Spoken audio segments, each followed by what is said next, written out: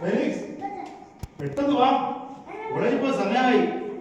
ആദ്യ ദിവസം ലേറ്റ് ആയി പോകാൻ പാടില്ല. പെട്ടെന്ന് വാ, ബസ് ഇപ്പം വരും.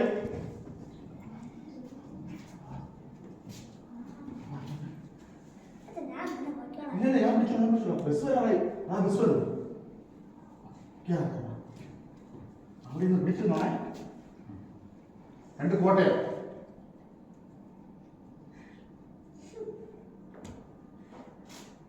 ആ സ്റ്റോപ്പ് എത്തി. ആ കോളേജ് എത്തി. ഇപ്പോ ഈ പ്രിൻസിപ്പാളിന്റെ റൂം എവിടെ ഇപ്പൊ എങ്ങനെ അറിയുന്നത്? ആരെങ്കിലും കണ്ടു? ആ ഒരു പയ്യൻ. മോനെ മോനെ ഈ പ്രിൻസിപ്പാളിന്റെ റൂം എവിടെയാണെന്ന് പറഞ്ഞുതരാവോ? എവിടെയാണ്? ഓ ഓക്കെ.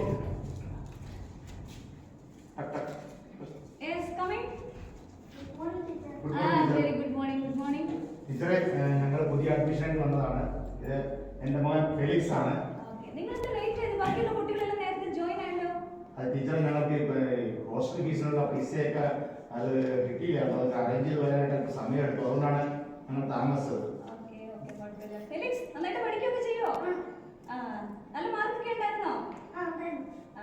MBBS ആണ്. നന്നായിട്ട് പഠിക്കണം.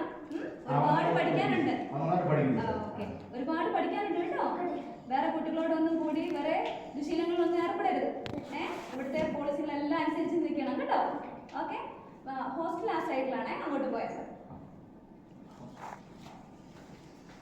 ഇതാണ് ഹോസ്റ്റൽ കേട്ടോ. മോനെ, നീ ഒരു ദൈവവേദനാണെന്ന് അറിയാമല്ലോ.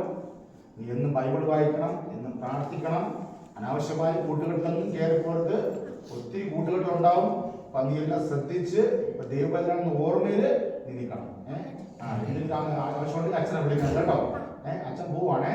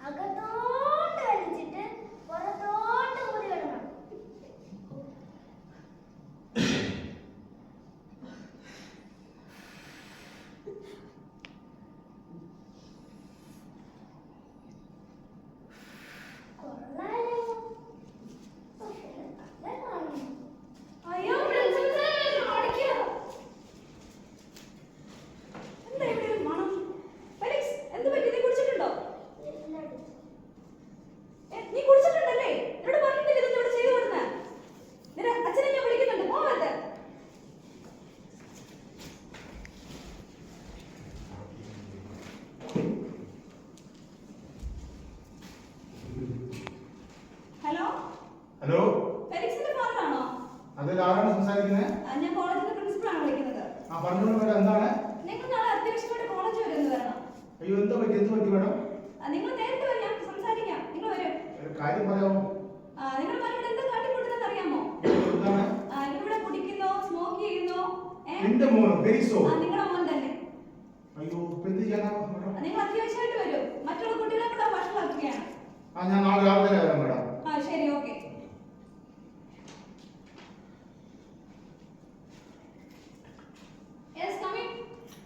മേഡം, എന്താണ് മേഡം? എന്ത് പറ്റി? നിങ്ങളുടെ മകൻ എന്തിനാണെങ്കിൽ ഇവിടെ കുടിച്ച് ബാക്കിയുള്ള കുട്ടികളെ നശിപ്പിക്കാനാണ് അവരിങ്ങോട്ട് വിട്ടത്? അയ്യോ, എന്റെ മോനോ? ഫെലിക്സോ? നിങ്ങളുടെ മോൻ തന്നെ. മേഡം, അവൻ അങ്ങനെ ചെയ്തില്ല മേഡം. അവൻ അങ്ങനെ ചെയ്തു. അവനെ 20 ദിവസത്തേക്ക് സസ്പെൻഡ് ചെയ്തിരിക്കുകയാണ് കോളേജിൽ നിന്ന്. 20 ദിവസം സസ്പെൻഡ് ചെയ്തിരിക്കുന്നു? അതെ മേഡം. എങ്ങനെയെങ്കിലും ഒന്ന് പിൻവലിക്കും മേഡം. ഞാൻ അവൻ എങ്ങനെയെങ്കിലും പറഞ്ഞു മനസ്സിലാക്കാം. എനിക്ക് തോന്നുന്നില്ല ശരിയാകുമെന്ന്. ഇല്ല മേഡം, ഒരിക്കലും അവസരം തരണം. എന്റെ മോനിൽ അവൻ പറഞ്ഞ അവൻ ദൈവപുത്രനാണ്. അവനെ എങ്ങനെ പറ്റിയെന്ന് അറിയുന്നത് എങ്ങനെയെങ്കിലും പറഞ്ഞ് അവനെ ശരിയാക്കാം. നിങ്ങൾ സംസാരിച്ച് നോക്കുക. ഞാനൊന്ന് ശ്രമിക്കട്ടെ മേഡം. ശരി എന്നാ. ഫെലിക്സ്, മോനെ ഫെലിക്സേ, നീ മദ്യപിച്ചോ? നീ പുക വലിച്ചോ? മോനെ, നീ ഹോസ്റ്റലിൽ വരുമ്പോ ഒരു ദൈവവൈദ്യരായിട്ടില്ലേ നീ വന്നത്? നീ പ്രാർത്ഥിക്കാറില്ലേ? നിന്റെ കൂട്ടുകെട്ടിൽ അകപ്പെടുന്നല്ലേ ഞാൻ നിന്നോട് പറഞ്ഞിട്ടുള്ളത്? മോനെ, നമ്മൾ അതിനൊന്നും ചെയ്യാൻ പാടില്ല. നീ ഒരു നല്ല കുട്ടിയായിട്ടല്ലേ എന്നെ ഇവിടെ ഞാൻ ഇങ്ങോട്ട് ആക്കിയത്. നീ ഒരിക്കലും അതിൽ നിന്ന് ഏർപ്പെട്ടില്ല. ടീച്ചറിനോട് ഉറപ്പ് പറഞ്ഞിട്ടുണ്ട്, നീ ഒരിക്കലും അത്തരം പരിപാടികളൊന്നും ഏർപ്പെടുത്തില്ല. നിനക്ക് അങ്ങനെ എന്തെങ്കിലും പാപത്തിലേക്ക് തോന്നാൻ സാധ്യതയുണ്ടെങ്കിൽ നീ ഇത് കൈവച്ചോ. അച്ഛൻ പോവുകയാണ്. നീ ദൈവത്തിലാണെന്ന കാര്യം നീ ഒരിക്കലും മറന്നു പോകരുത് ഫെലിക്സ്. അച്ഛൻ പോവുകയാണ്. നന്നായിട്ട് പഠിക്കണം മോനെ.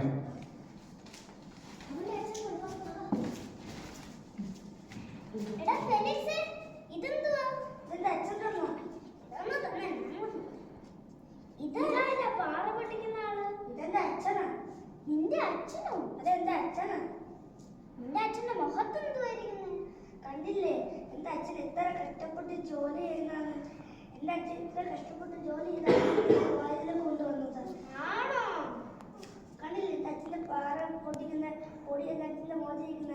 എന്റെ അച്ഛന്റെ മുഖം നോക്കുമ്പോൾ നിങ്ങളുടെ കൂടെ പാപം എനിക്ക് തോന്നുന്നില്ല. എനിക്ക് എന്റെ അച്ഛന്റെ മുഖം നോക്കാനാണ് ഇഷ്ടം. നിങ്ങളുടെ കൂടെ എനിക്ക് ഇനി പാപം ചെയ്യാൻ തോന്നുന്നില്ല. ഇനി ഞാൻ നിങ്ങളുടെ കൂടെ കൂട്ടുന്നില്ല. എനിക്ക് എൻ്റെ അച്ഛൻ്റെ മുഖം മാത്രമേ നോക്കാൻ ഇഷ്ടമുള്ളൂ.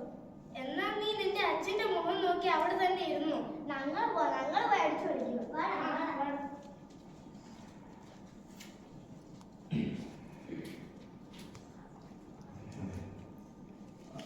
പ്രിയ ദൈവമക്കളെ, സ്തോത്രം.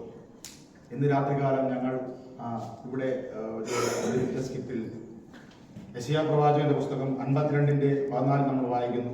അവന്റെ രൂപം കണ്ടാൽ ആളല്ല എന്നും അവന്റെ ആകൃതി കണ്ടാൽ മനുഷ്യനല്ല എന്നും തോന്നുമാറ് വിരൂപമായിരിക്കുക കൊണ്ട് പലരും നിന്നെ കണ്ട് സ്തംഭിച്ചു പോയതുപോലെ കർത്താവായ യേശുക്രിസ്തുവിനെ നമുക്ക് പിതാവായി നിൽക്കുമ്പോൾ കർത്താവ് യേശു ക്രൂശിൽ താൻ ഒരുപാട് പങ്കപ്പാടുകൾ താൻ ഏൽക്കുവാൻ റെഡിയായി. സ്തോത്രം.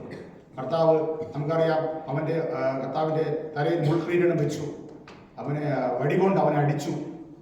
ഒരുപാട് പീഡകൾ കർത്താവ് യേശു ക്രിസ്തു ഗൊൽഗോഥയിൽ ഏൽക്കുവാൻ ഇടയായി. നമ്മുടെ ജീവിതത്തിൽ നമുക്ക് പാപം ചെയ്യുവാനായിട്ട് തോന്നുമ്പോൾ നമുക്ക് വേണ്ടിയിട്ട് യാഗമായി അർപ്പിക്കപ്പെട്ട കർത്താവായ യേശു ക്രിസ്തുവിന്റെ മുഖത്തിലേക്ക് നാം ഒന്ന് നോക്കണം. സ്തോത്രം. ആ ക്രൂശിലേക്ക് നമുക്കൊന്ന് നോക്കുമ്പോൾ നമുക്കൊരിക്കലും പാപം ചെയ്യുവാനായിട്ട് കഴിയത്തില്ല. സ്തോത്രം. കാരണം കർത്താവ് നമ്മുടെ പാപങ്ങൾക്ക് വേണ്ടിയിട്ട് യാഗമായി അർപ്പിക്കപ്പെട്ട യേശുവാണ് നമുക്കുള്ളത്. സ്തോത്രം. ആ യേശുവിന്റെ മുഖത്തേക്ക് ഈ ലോകത്തിലേക്ക് പോകാൻ നമുക്ക് താല്പര്യം തോന്നുമ്പോൾ, ഈ ലോകത്തിന്റെ മുഖങ്ങളിലേക്ക് പോകാൻ നമുക്ക് താല്പര്യം തോന്നുമ്പോൾ നമ്മൾ ആ ക്രൂശിലെ കർത്താവിലേക്ക് നമ്മൾ നോക്കണം. ആ കർത്താവിന്റെ മുഖം നോക്കിക്കഴിഞ്ഞാൽ നമുക്ക് ഒരിക്കലും പാപം ചെയ്യുവാനായിട്ട് കഴിയത്തില്ല. സ്തോത്രം.